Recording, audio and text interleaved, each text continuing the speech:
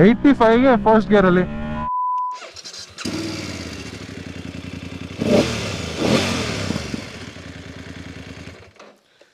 ಹೇಗೆ ನಮ್ಮ Kannada riding ಕಮ್ಯುನಿಟಿಯಲ್ಲಿ OG ಅಂತ ನಾವು DV ಇನ್ ಕನ್ನಡ ಅವ್ರನ್ನ ಕರಿತೀವೋ, ಅದೇ ಥರ ಬೈಕಿಂಗ್ ವರ್ಲ್ಡಲ್ಲಿ ಬೆಸ್ಟ್ ಅಡ್ವೆಂಚರ್ ಟೂರರ್ ಅಂತ ನಾವು BMW ಅವರ 1250 GS ಏನ ಕರಿತೀವಿ. ಬಟ್ ಸರ್ಪ್ರೈಸಿಂಗ್ಲಿ DV ಅವ್ರ ಹತ್ರನೂ ಅದೇ 1250 GS ಇತ್ತು, ಅದನ್ನ ಆನೆ ಅಂತ ಕರಿತಾ ಇದ್ರು. ಬಟ್ ನಮ್ಮ ಜೊತೆ ಅವರ ಚಿಕ್ಕ ತಮ್ಮ ಆದಂಥ 850 GS ಅಡ್ವೆಂಚರ್ ಇದೆ. Even tank shapes, front look similar ಆಗಿದ್ರು little less power, less torque ಬರುತ್ತೆ. ಬಟ್ ಬೆಲೆ ಮಾತ್ರ ಆಲ್ಮೋಸ್ಟ್ 12ರಿಂದ 14 ಲಕ್ಷ ಕಮ್ಮಿ ಆಗುತ್ತೆ ನಮಗೆ 1250. ಈಗ 1300 GSನು ಬಂದ್ಬಿಟ್ಟಿದೆ. ಆದಷ್ಟು ಬೇಗ ಸೂನ್ ರಿವ್ಯೂ ಮಾಡ್ತೀನಿ. ಈ ಗಾಡಿಯ ಕಂಪ್ಲೀಟ್ ಡೀಟೇಲ್ಸ್ ಈ ವಿಡಿಯೋಲ್ಲಿ ಕೊಡ್ತೀನಿ. ಏನೇನು ಚೇಂಜಸ್ ಇದೆ 850 GSಗೂ 850 GS ಎಗೂ ಏನೇನು ಡಿಫ್ರೆನ್ಸಸ್ ಬರ್ತಿದೆ, ಏನೇನು ಪ್ಯಾಕೇಜ್, ಯಾವ ಥರ ರೈಡ್ ಮಾಡುತ್ತೆ, ಎಲ್ಲ ಡೀಟೇಲ್ಸ್ನ ಕೊಡ್ತೀನಿ. ನೀವು ಪ್ರದೀಪ್ ಆನ್ ವೀಲ್ಸ್ ಕನ್ನಡ ಚಾನಲ್ಗೆ ಮೊದಲನೇ ಸಾರಿ ನೋಡ್ತೀರಾ ಅಂದರೆ ಡೆಫಿನೆಟ್ಲಿ ಸಬ್ಸ್ಕ್ರೈಬ್ ಮಾಡಿ. ಬನ್ನಿ ವಿಡಿಯೋ ಒಳಗೆ ಹೋಗೋಣ. ಮೇನ್ ಆಗಿ 850cc ಪ್ಲಾಟ್ಫಾರ್ಮಲ್ಲಿ 2 ಗಾಡಿ ಬರುತ್ತೆ. ಸ್ಟ್ಯಾಂಡರ್ಡ್ ನಮಗೆ GSA ಬರುತ್ತೆ. ಸೊ ಅದರಲ್ಲಿ ನಿಮಗೆ ಎಕ್ಸ್ಟ್ರಾ ಎಕ್ವಿಪ್ಮೆಂಟು ಇಲ್ಲ ಆಫ್ ರೋಡ್ ಫ್ರೆಂಡ್ಲಿ ಆಗೋದಿಲ್ಲ, ಬಿಕಾಸ್ ಅದರಲ್ಲಿ ನಮಗೆ more touring oriented motor cycle ಆಗಿರುತ್ತೆ. ಸ್ವಲ್ಪ ಚಿಕ್ಕದಾದಂಥ 15 ಲೀಟರ್ ಟ್ಯಾಂಕ್ ಸಿಗುತ್ತೆ, ಟೈರ್ ಸ್ವಲ್ಪ ಚಿಕ್ಕದಾಗಿರುತ್ತೆ, ಹಾಗೆ ಅದರ ವೆಯ್ಟ್ ಬಂದು ಆಲ್ಮೋಸ್ಟ್ 230 kg ಅಷ್ಟೇ. ಈವನ್ ಬೆಲೆನೂ ಸಿಕ್ಕಾಪಟ್ಟೆ ಕಡಿಮೆ. ಬಟ್ ಇದರಲ್ಲಿ fully loaded equipment. So first front ಇಂದ ಮಾತಾಡೋಣ. ನಮಗೆ ಫ್ರಂಟ್ ಬೀಕ್ ಹೆಡ್ಲೈಟು ನಮಗೆ 1250ಗೆ ಏನು ಅದೇ ಸಿಮಿಲಾರಿಟೀಸ್ ಇದೆ ನೋಡಿ. ಆನ್ ಮಾಡ್ತೀನಿ ನೋಡಿ, you have this very distinctive looking headlights. BMW LED ಅಂತ ಕೊಟ್ಟಿದ್ದಾರೆ ಸೆಂಟ್ರಲ್ಲಿ. ಇದರಲ್ಲಿ ಸ್ವಲ್ಪ ಆಕ್ಸೆಸರೀಸ್ ಎಲ್ಲಾನು ಇದೆ. ಆಕ್ಸೆಸರೀಸು ನಾನು ಹೇಳ್ತೀನಿ ನೋಡಿ. ಇಲ್ಲಿ ಹೆಡ್ಲೈಟ್ ಗಾರ್ಡ್ ಇದೆ, ಇದೆಲ್ಲ ನಮಗೆ ಸ್ಟ್ಯಾಂಡರ್ಡ್ ಆಗಿ ಬರೋದಿಲ್ಲ. ಬಾಹಾ ಆಕ್ಸ್ ಲ್ಯಾಂಪ್ಸ್ ಸಿಕ್ಕಾಪಟ್ಟೆ ಚೆನ್ನಾಗಿದೆ. ಬಿಕಾಸ್ ನಾನು ಈ ವಿಡಿಯೋ ಮಾಡ್ತಿರೋದು ನನ್ನ ಒಂದು ಆಲ್ಮೋಸ್ಟ್ 350-400 ಕಿಲೋಮೀಟರ್ ರೈಡ್ ಆದಮೇಲೆ ಮೈಸೂರಿಗೆ ಹೋಗಿ ವಾಪಸ್ ಬಂದಿದ್ದೀನಿ. Very good. ಅದ್ರ ಬಗ್ಗೆನೂ ಎಕ್ಸ್ಪ್ಲೈನ್ ಮಾಡ್ತೀನಿ ನಿಮಗೆ. ಸೊ ಹಾಗೆ ಕೆಳಗಡೆ ಬಂದರೆ ಒಂದು ದೊಡ್ಡದಾದಂಥ ಬೀಗ್ ಬರುತ್ತೆ. ನಿಮ್ಗೆ ಸ್ಟ್ಯಾಂಡರ್ಡ್ GS ಅಲ್ಲಿ ಇಷ್ಟು ದೊಡ್ಡದಾಗಿ ಬರೋದಿಲ್ಲ. ಆ್ಯಂಡ್ ಸ್ವಲ್ಪ ಕೆಳಗಡೆ ಬಂದರೆ ಮೋರ್ ಆಫ್ ರೋಡ್ ಟೈರ್ಸ್ ಅಂತ ಹೇಳಬೇಕು. 21 ಇಂಚಸ್ ನೋಡಿ, ಕ್ರಾಸ್ ಸ್ಪೋಕ್ ವೀಲ್ಸು. ಸೊ ಇದು ಟ್ಯೂಬ್ಲೆಸ್ಸೇ, ಸ್ಪೋಕ್ಸ್ ಇದ್ರೂ ಟ್ಯೂಬ್ಲೆಸ್ಸೇ. ಬಟ್ ಏನಂದ್ರೆ ಸ್ವಲ್ಪ ಎಕ್ಸ್ಪೆನ್ಸಿವ್ ಆಗಿಬಿಡುತ್ತೆ. ಆಫ್ ರೋಡ್ ಟೈರ್ಸ್ ಜಾಸ್ತಿ ಬರುತ್ತೆ. ಬಟ್ ಇವ್ರ ಓನರು ಸ್ವಲ್ಪ ರೋಡ್ ಟೈರ್ಸ್ನ ಹಾಕಿದ್ದಾರೆ. ಸೊ ಮೋರ್ ಗ್ರಿಪ್ಪಿ, ಟೂರಿಂಗ್ ಮಾಡುವಾಗ ಇನ್ನೂ ಫ್ರೆಂಡ್ಲಿ ಆಗಿರಲಿ. ಬಟ್ ಮೇಜರ್ ಆಗಿ ಗಾಡಿ ತಗೊಳ್ಳೋದೆ ಅಡ್ವೆಂಚರ್ ಮಾಡೋದಕ್ಕೋಸ್ಕರನೇ. ಆ್ಯಂಡ್ ನಮಗೆ ಡ್ಯೂಯಲ್ ಡಿಸ್ಕ್ ಬ್ರೇಕ್ ಸಿಗ್ತಾ ಇದೆ ಇಲ್ಲಿ. ABS ಮಾತ್ರ ಬೈಟ್ ಸಿಕ್ಕಾಪಟ್ಟೆ ಚೆನ್ನಾಗಿದೆ. ಆ್ಯಂಡ್ ಫ್ರಂಟಲ್ಲಿ ನೋಡಿ ತುಂಬ ದೊಡ್ಡ ಲಾಂಗ್ ಟ್ರಾವೆಲ್ ಸಸ್ಪೆನ್ಷನ್. ಇವನ್ ಈ ಬ್ರೇಕ್ಸ್ ಬಗ್ಗೆ ಮಾತಾಡಿದ್ರು top of the line Brembo brake ಸಿಗ್ತಾ ಇದೆ ನಿಮಗೆ. ಇನ್ನೊಂದು ವಿಷಯ ನೋಟಿಸ್ ಮಾಡಿದ್ರೆ, ನೀವು ಫ್ರಂಟ್ ಇಂದ ನೋಡಿದ್ರೆ ಫ್ರಂಟ್ ಟೈರ್ ತುಂಬಾ ಚಿಕ್ಕದಾಗಿರುತ್ತೆ. 90/90 ಸೆಕ್ಷನ್ 21 ಇಂಚ್ ವೀಲ್ಸ್. ಯಾಕಂದ್ರೆ ಅಡ್ವೆಂಚರ್ ಗಾಡಿಗಳಲ್ಲಿ ಈವನ್ ನೀವು 1250, 1200 ಟೈಗರ್ ಎಂಡ್ಯೂರೋ ಅದ್ರಲ್ಲಿ ನೋಡಿದ್ರು ಚಿಕ್ಕದಂತ 90/90 ಸೆಕ್ಷನ್. ಫ್ರಂಟ್ ಇಂದ ಸ್ವಲ್ಪ ಲುಕ್ ಕಮ್ಮಿ ಆಗುತ್ತೆ, but very very purposeful. Because of road ಮಾಡುವಾಗ ಮನೂವರ್ ಮಾಡೋದಕ್ಕೆ ತುಂಬಾ ಚೆನ್ನಾಗಿರುತ್ತೆ. 1250 ನಮಗೆ ಈವನ್ ಅದರಲ್ಲೂ ಟ್ವಿನ್ ಸಿಲಿಂಡರ್, ಬಟ್ ಅದರಲ್ಲಿ ನಮಗೆ ಬಾಕ್ಸರ್ ಇಂಜಿನ್ ಬರುತ್ತೆ. ಬಟ್ ಇದರಲ್ಲಿ 853cc ಪ್ಯಾರಲಲ್ ಟ್ವಿನ್ ಇಂಜಿನ್ ಬರುತ್ತೆ. So more conventional, because boxer engine ತುಂಬಾ ದೊಡ್ಡದಾಗಿರುತ್ತೆ. ಬಟ್ ಅಡ್ವಾಂಟೇಜ್ ಏನ್ ಗೊತ್ತಾ, ಅದರಲ್ಲಿ ಪಿಸ್ಟನ್ಸು ಡೌನ್ವರ್ಡ್ ಮೂವ್ಮೆಂಟ್ ಈ ತರ ಕೊಡ್ತಾ ಇರೋದ್ರಿಂದ ಸೆಂಟರ್ ಆಫ್ ಗ್ರಾವಿಟಿ ಸಿಕ್ಕಾಪಟ್ಟೆ ಚೆನ್ನಾಗಿರುತ್ತೆ. ಅದಕ್ಕೆ ಆ ಗಾಡಿ ತುಂಬಾ ಪ್ಲಾಂಟೆಡ್ ಆಗಿರುತ್ತೆ ರೋಡಲ್ಲಿ ಹೋದಾಗ. ಬಟ್ ಇದು conventional engine, completely liquid cooled. So ಇದರಲ್ಲಿ ಪವರ್ ಫಿಗರ್ಸ್ ಬಂದ್ರೆ ಆಲ್ಮೋಸ್ಟ್ 94 BHP ಸಿಗ್ತಾ ಇದೆ. ಈವನ್ ಟ್ರಯಾಂಪೋ, ಹಳೆ ಆಫ್ರಿಕಾ ಟ್ವಿನ್ಗಿಂತ ಸ್ವಲ್ಪ ಸಿಮಿಲರ್ ಪವರ್ ಫಿಗರ್ಸ್. ಎಲ್ಲ ಪ್ರೈಸ್ ರೇಂಜು ಸೇಮ್ ಆಗೇ ಬರೋದು. ಹಾಗೆ ಟಾರ್ಕ್ ಬಂದು 91-92 ನ್ಯೂಟನ್ ಮೀಟರ್ಸ್ ಆಫ್ ಟಾರ್ಕ್ ಸಿಗ್ತಾ ಇದೆ. ಐ ಥಿಂಕ್ 90 BHP ಅಂದ್ರೆ ಸಿಕ್ಕಾಪಟ್ಟೆ ಕ್ರೇಜಿ. ನಾವು ಟೂರಿಂಗ್ ಮಾಡೋದಕ್ಕೂ ಆಫ್ ರೋಡ್ಗೂ ಅದಕ್ಕೂ ಮೇಲೋದ್ರೆ ಓವರ್ ಪವರ್ ಆಗ್ಬಿಡುತ್ತೆ. ಒಳ್ಳೆ ಗ್ರೌಂಡ್ ಕ್ಲಿಯರೆನ್ಸ್ ಕೂಡ ಇದೆ. ಬಟ್ ಇದೇನಂದ್ರೆ ನಮಗೆ ಈ ಕ್ರಾಶ್ ಬಾರ್ಸ್ ಎಲ್ಲ ನಮಗೆ ಸ್ಟ್ಯಾಂಡರ್ಡ್ ಆಗಿ ಬರುತ್ತೆ. ಬಟ್ ಇದು ಆಕ್ಸೆಸರಿ. ಇಲ್ಲಿ BMW ಲೋಗೋ ಇದೆ, ನಮಗೆ GS ಬಂದಿದೆ. ಬಟ್ ಮೇಜರೇ ಈ ಟ್ಯಾಂಕ್ ಗುರು. ಬಿಕಾಸ್ ನಮಗೆ 1250 GS ಅಲ್ಲಿ 30 ಲೀಟರ್ ಟ್ಯಾಂಕ್ ಬರುತ್ತೆ. ಒಳ್ಳೆ ಸಿಕ್ಕಾಪಟ್ಟೆ ದೊಡ್ಡದಾಗಿರುತ್ತೆ. ಬಟ್ ಇದು ಸೈಜ್ ಅಲ್ಲಿ ಸಿಮಿಲರ್ ಪ್ರಪೋರ್ಷನ್ಸ್ ನೋಡಿ. 23 ಲೀಟರ್ ಫ್ಯೂಯಲ್ ಟ್ಯಾಂಕ್, ಆಲ್ಮೋಸ್ಟ್ ಹತ್ತತ್ರ 24 ಆಗ್ಬಿಡುತ್ತೆ. ಬಟ್ ಏನಂದ್ರೆ ಅಡ್ವಾಂಟೇಜು ಇದರಲ್ಲಿ ಕಂಪ್ಲೀಟ್ಲಿ ಕೀಲೆಸ್. ಇವನ್ ಟ್ಯಾಂಕ್ಗೆ ಆಗಿರ್ಬೋದು, ಇಲ್ಲೇ ಆಗಿರ್ಬೋದು, ನಿಮಗೆ ಕೀನೇ ಬರೋದಿಲ್ಲ. ಈ ಕೀ ನಾಬ್ ಇದೆ, ಫುಲ್ ಪ್ರೀಮಿಯಂ. ಇವನ್ ಕಾರ್ಸ್ ಅಲ್ಲಿ ಕೂಡ ಬರೋದಿಲ್ಲ, ಇಷ್ಟು ಪ್ರೀಮಿಯಂ ಆಗಿ ಕೀ ಇದೆ. ನಮಗೆ BMW ಲೋಗೋ ಕೊಟ್ಟಿದ್ದಾರೆ, ಇಲ್ಲೊಂದು ಬಟನ್ ನ ಕೊಟ್ಟಿದ್ದಾರೆ, ಅಡಿಷನಲ್ ಕೀನು ಕೊಟ್ಟಿದ್ದಾರೆ. ಸೀಟ್ ಎಲ್ಲ ಓಪನ್ ಮಾಡ್ಕೊಂಡು ಯೂಸ್ ಮಾಡೋದಕ್ಕೆ ಅಷ್ಟೇ ಇದನ್ನ. ಇವನ್ ದ ಟ್ಯಾಂಕ್ ಓಪನ್ ಮಾಡೋದಕ್ಕೂ ಕಂಪ್ಲೀಟ್ಲಿ ಕೀಲೆಸ್. ಬಟ್ ಇದನ್ನ ಓಪನ್ ಮಾಡ್ಬೇಕಂದ್ರೆ ನೀವು ಗಾಡಿನ ಆಫ್ ಮಾಡಿರ್ಬೇಕು. ಸ್ಕ್ರೀನ್ಸ್ ಬಟನ್ಸ್ ಆಲ್ಮೋಸ್ಟ್ ಎಲ್ಲ ಸಿಮಿಲರ್. ಸೊ ಇದರಲ್ಲಿ ನಮಗೆ 6.5 inch complete colour TFT display ಸಿಗ್ತಾ ಇದೆ. One of the best displays in the segment ಅಂತಾನೆ ಹೇಳ್ಬೇಕು. ಈವನ್ ಟೈಗರ್ ಗಿಂತ, ಆಫ್ರಿಕಾ ಟ್ವಿನ್ ಗಿಂತ ಈ ಡಿಸ್ಪ್ಲೇ ನನ್ಗೆ ಇಷ್ಟ. ಕಲರ್ಫುಲ್ ಆಗಿದೆ ನೋಡೋದಕ್ಕೆ. ಏನೇನ್ ಇನ್ಫಾರ್ಮೇಶನ್ ಮೇನ್ ಆಗಬೇಕು ಅದನ್ನೆಲ್ಲ ದೊಡ್ಡದಾಗಿ ಕೊಟ್ಟಿದ್ದಾರೆ. ಸ್ಪೀಡೋಮೀಟರ್ ಆಗಿರ್ಬೋದು, ಗೇರ್ ಪೊಸಿಷನ್ ಇಂಡಿಕೇಟರು, ಯಾವ ಮೋಡಲ್ ಇದೀವಿ, ಫ್ಯೂಯಲ್ ಗೇಜು, ಫ್ಯೂಯಲ್ ಹಾಕ್ಸ್ಬೇಕು, ರೈಡ್ ಆದ್ಮೇಲೆ ಕಂಪ್ಲೀಟ್ಲಿ ಖತಮ್ ಆಗ್ಬಿಟ್ಟು ಡಿಜಿಟಲ್ ಟ್ಯಾಕೋಮೀಟರ್ ಇದೆ, ಟೈಮ್ ಕೊಟ್ಟಿದ್ದಾರೆ, ಟೆಂಪರೇಚರು ಹಾಗೆ ಲೈಟ್ಸು ತುಂಬಾ ಚೆನ್ನಾಗಿದೆ. ಬಟ್ ಮೇನ್ ಏನಂದ್ರೆ ನಮಗೆ ಸ್ಟ್ಯಾಂಡರ್ಡ್ GS ಅಲ್ಲಿ ನಿಮಗೆ ಎರಡೇ ರೈಡಿಂಗ್ ಮೋಡ್ಸ್ ಬರೋದು, ಬಟ್ ಇದರಲ್ಲಿ ನಮಗೆ dynamic, enduro pro ride modes ಬರುತ್ತೆ. ಸೊ ಇದರಲ್ಲಿ ಏನಾಗುತ್ತೆ ಅಂದ್ರೆ ನಿಮಗೆ ಟ್ರಾಕ್ಷನ್ ಕಂಟ್ರೋಲ್ ಇದೆಲ್ಲ ಇನ್ಪುಟ್ಸು, ಪವರ್ ಡೆಲಿವರಿ ನಮಗೆ ನಾರ್ಮಲ್ ರೋಡು ರೇನ್ ಮೋಡಲ್ಲಿ ಪವರ್ ಸ್ವಲ್ಪ ಕಮ್ಮಿ ಇರುತ್ತೆ, ಬಟ್ ABS ಇಂಟ್ರೂಷನ್ ವೇರಿ ಆಗುತ್ತೆ ಟೆರೇನ್ ತಕ್ಕ ಹಾಗೆ. ನಿಮಗೆ ಇಲ್ಲಿ ಇಂಜಿನ್ ಸ್ಟಾರ್ಟ್ ಸ್ಟಾಪ್ ಬಟನ್ ಇದೆ, ಹಾಗೆ ನಮಗೆ ಮೇಲೆ ಮೋಡ್ ಬಟನ್ ಇದೆ. ಸೊ ಮೋಡ್ ಬಟನ್ ಪ್ರೆಸ್ ಮಾಡಿದ್ರೆ ನೋಡಿ ಇಲ್ಲಿ ಎಂಡ್ಯೂರೋ ಪ್ರೋ ಇದೆ, ಚೇಂಜ್ ಮಾಡಬಹುದು rain, road, dynamic and enduro pro. Even customise ಕೂಡ ನೀವು ಮಾಡ್ಕೊಬಹುದು. ಡೈನಮಿಕ್ ಅಲ್ಲಿ ನಿಮಗೆ ಕಂಪ್ಲೀಟ್ ಪವರ್ ಸಿಗುತ್ತೆ. ಇವನ್ ಸಸ್ಪೆನ್ಷನ್ ಕೂಡ ಸಿಕ್ಕಾಪಟ್ಟೆ ಹಾರ್ಡ್ ಆಗ್ಬಿಡುತ್ತೆ. ಏನ್ ಗುರು ಸಸ್ಪೆನ್ಷನ್ ಹಾರ್ಡ್ ಆಗುತ್ತೆ ಅಂತ ಎಕ್ಸ್ಪ್ಲೈನ್ ಮಾಡ್ತೀನಿ, ಅದು ಏನೋ ಸೀಕ್ರೆಟ್ ಇದೆ ಇದರಲ್ಲಿ, ಬಟ್ ಸಿಕ್ಕಾಪಟ್ಟೆ ಕ್ರೇಜಿ ಫೀಚರ್ ಅದು. ನಮಗೆ ಹೀಟೆಡ್ ಗ್ರಿಪ್ಸ್ ಕೂಡ ಇದೆ. ಸೊ ಈ ಹೀಟೆಡ್ ಗ್ರಿಪ್ಸ್, ಈ ಗ್ರಿಪ್ಸ್ ಏನ್ ಹೇಳ್ತಿದ್ದೀರಾ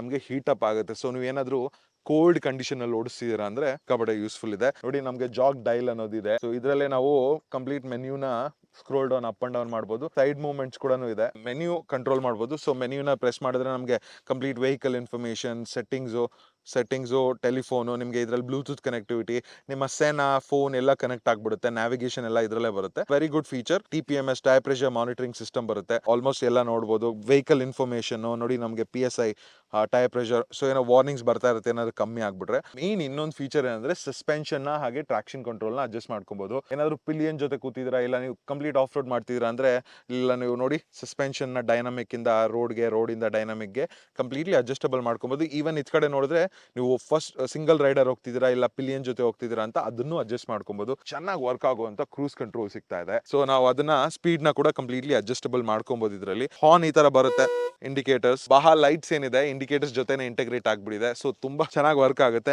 ಇವರು ಬಾಕ್ ಬಸ್ಟರ್ಸ್, ಮಿರರ್ಸ್, ಈ ಮೊಬೈಲ್ ಹೋಲ್ಡರ್ ಎಲ್ಲ ಆಡ್ ಮಾಡ್ಬಿಟ್ಟಿದ್ದಾರೆ. ಹಾಗೆ ಈ ವಿಂಡ್ ಸ್ಕ್ರೀನ್ ಏನಿದೆ ಇದು ಸ್ವಲ್ಪ ಶಾರ್ಟ್ ಆಗಿ ಬರುತ್ತೆ ಸ್ಟ್ಯಾಂಡರ್ಡ್ ಅಲ್ಲಿ, ಇವರು ಆಫ್ಟರ್ ಮಾರ್ಕೆಟ್ ಹಾಕ್ಸಿದ್ದಾರೆ. ಸ್ವಲ್ಪ ದೊಡ್ಡದಾಗೂ ಇದೆ, ವಿಂಡ್ ಬಫೆಟಿಂಗ್ ನ ಸ್ವಲ್ಪ ಕಡಿಮೆ ಮಾಡುತ್ತೆ. ಸೊ ಹಾಗೆ ಮೇನ್ ಆಗಿ ಹಿಂದೆ ಬಂದ್ರೆ ಇದರಲ್ಲಿ ಸ್ಟ್ಯಾಂಡರ್ಡ್ ಆಗಿ ನಾವು 835 mm ಸೀಟ್ ಸಿಗುತ್ತೆ. ಸೊ ಅದೇನಂದ್ರೆ ಸ್ವಲ್ಪ ಹೈಟು.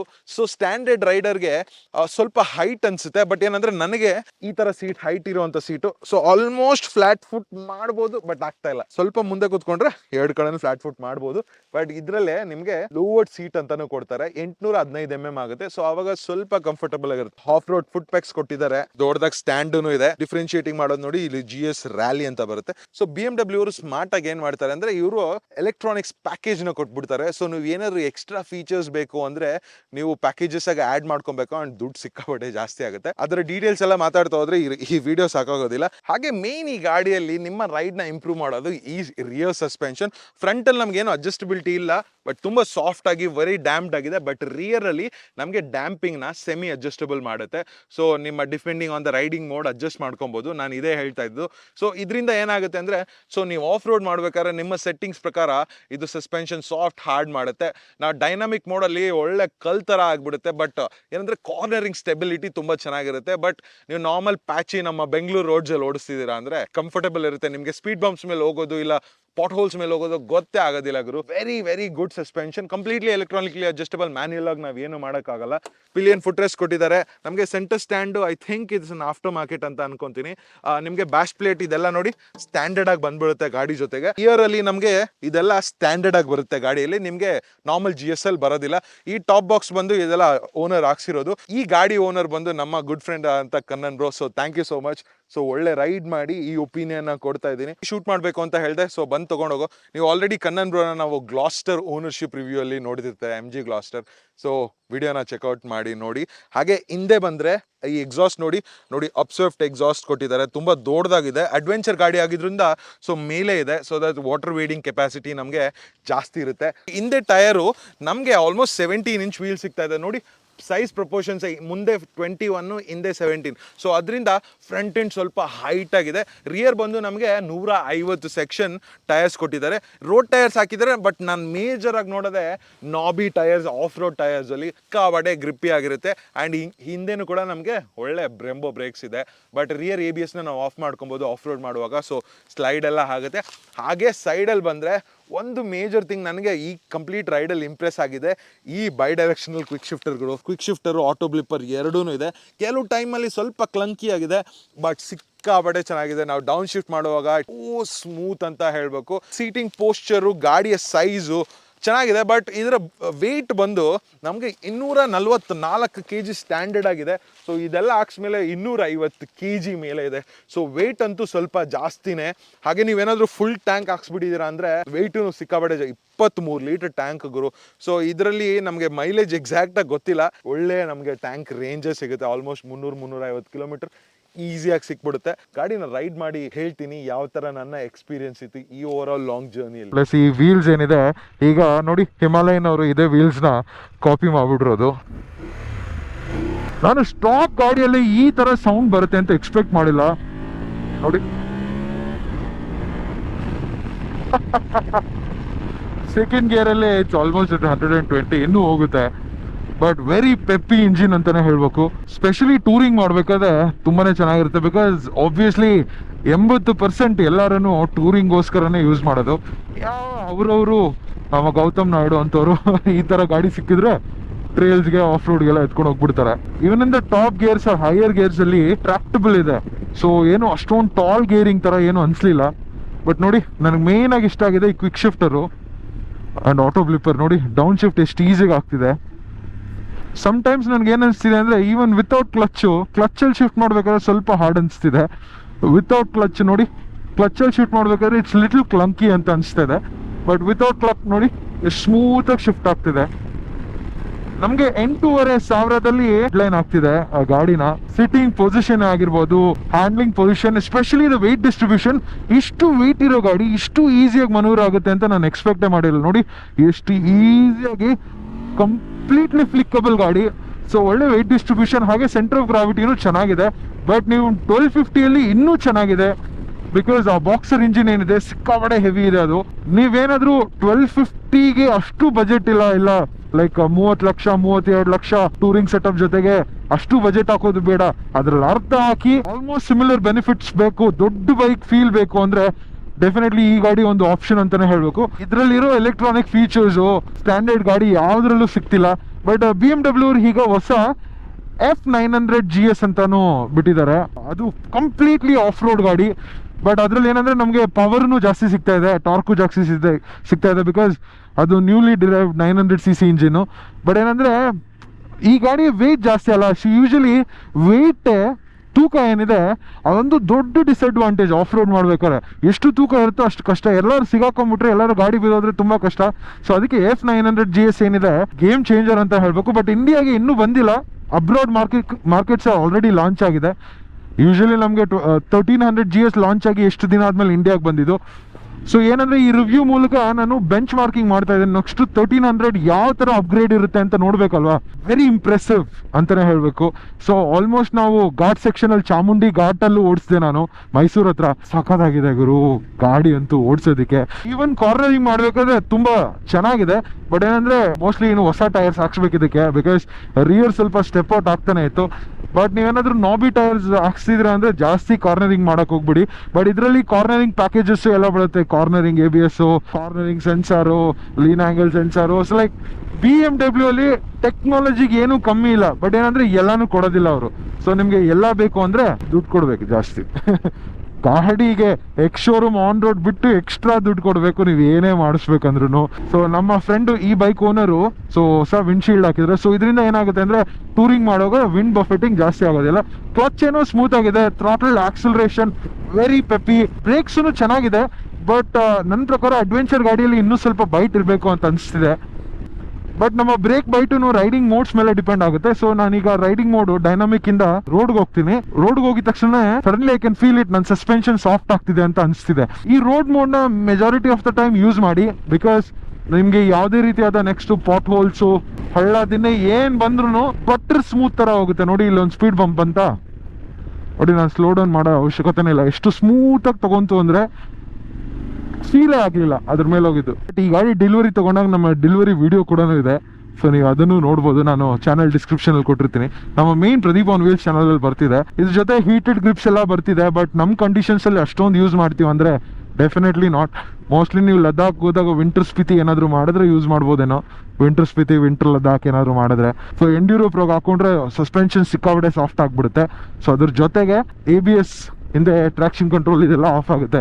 ಸೊ ದಟ್ ನಾವು ಆಫ್ ರೋಡ್ ಹೋಗ್ಬೇಕಾದ್ರೆ ರಿಯರ್ ವೀಲ್ ಸ್ಪಿನ್ ಮಾಡ್ಕೊಂಡು ಸ್ಲೈಡ್ ಮಾಡ್ಕೊಂಡು ಹೋಗ್ತಾ ಇರ್ಬೋದು. ಸೊ ಇದು proper of road mode. But ನಮಗೆ ಡೆಡಿಕೇಟೆಡ್ ರೈನ್ ಮೋಡ್ ಕೂಡ ಇದೆ. ಸೊ ಇದರಲ್ಲಿ ನಮ್ಮ ಬ್ರೇಕ್ ಸೆನ್ಸಿವಿಟಿ ಅಷ್ಟೊಂದು ಬೇಗ ಬ್ರೇಕ್ ಲಾಕ್ ಆಗೋದಿಲ್ಲ. ಸೊ ನಮಗೆ ನಿಲ್ಸೋದಕ್ಕೆ ಚೆನ್ನಾಗಿರುತ್ತೆ. ಬಟ್ ಪವರ್ನು ಆಲ್ಮೋಸ್ಟು ತುಂಬ ಕಡಿಮೆ ಆಗಿಬಿಡುತ್ತೆ. ಸೊ ದಟ್ ಮಳೆಯಲ್ಲಿ ನಿಮಗೆ ಜಾಸ್ತಿ ಇದೆಯಲ್ಲ ನೋಡಿ, ಆನ್ ದ ಗೋ ಸಸ್ಪೆನ್ಷನ್ ಕೂಡ ಅಡ್ಜಸ್ಟ್ ಮಾಡ್ಕೊಬೋದು. ನೋಡಿ ಈಗ ರೋಡ್ ಮೋಡಲ್ಲಿ ಇದೆ. ಸೊ ಡೈನಮಿಕ್ ಮೋಡ್ಗೂ ಹಾಕೊಬೋದು. ಆ್ಯಂಡ್ ಮತ್ತೆ ರೋಡ್ ಮೋಡಲ್ಲಿ ಡಿಫ್ರೆಂಟ್ ಸೆಟ್ಟಿಂಗ್ಸ್ ಇದೆ. ಪಿಲಿಯನ್ಗೆ ಡಿಫ್ರೆಂಟ್ ಸೆಟ್ಟಿಂಗ್ ಎಲ್ಲಾನು. ಮೇನ್ ಆಗಿ ನನಗೆ ಯೂಸ್ಫುಲ್ ಆಗಿದೆ ಅನಿಸಿದೆ ಕ್ರೂಸ್ ಕಂಟ್ರೋಲ್. ನಾನು ಬನ್ನಿ ಮುಂದೆ ತೋರಿಸ್ತೀನಿ ಕ್ರೂಸ್ ಕಂಟ್ರೋಲ್. ಇಷ್ಟರ ಮಟ್ಟಿಗೆ ಕ್ರೂಸ್ ಕಂಟ್ರೋಲ್ ತೋರಿಸ್ಬೋದು ಅಂತ ಗೊತ್ತಿಲ್ಲ, ಬಟ್ ಸೆಟ್ಟಿಂಗ್ ಮಾಡೋದು ತುಂಬ ಈಸಿ. ನೋಡಿ ಆಲ್ರೆಡಿ ಆನ್ ಆಗಿದೆ. 69 ಕ್ರೂಸ್ ಕಂಟ್ರೋಲ್ ಸೆಟ್ ಮಾಡಿದ್ದೀನಿ, ಆರಾಮಾಗಿ ಹೋಗ್ತಾ ಇರುತ್ತೆ.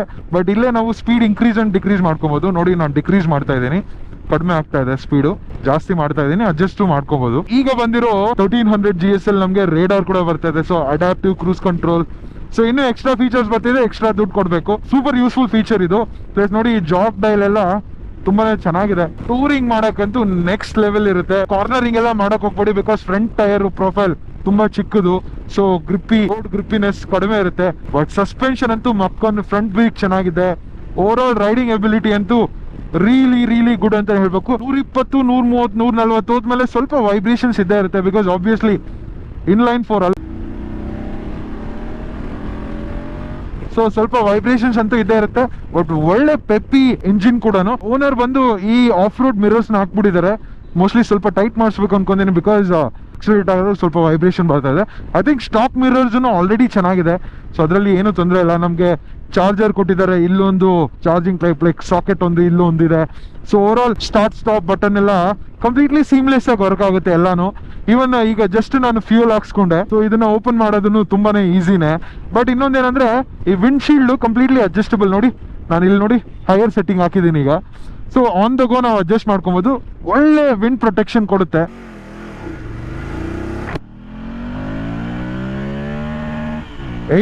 ಗೆ ಫಸ್ಟ್ ಗೇರ್ ಅಲ್ಲಿ ಈಸಿ. ಕಾರ್ನರಿಂಗ್ ಕೂಡ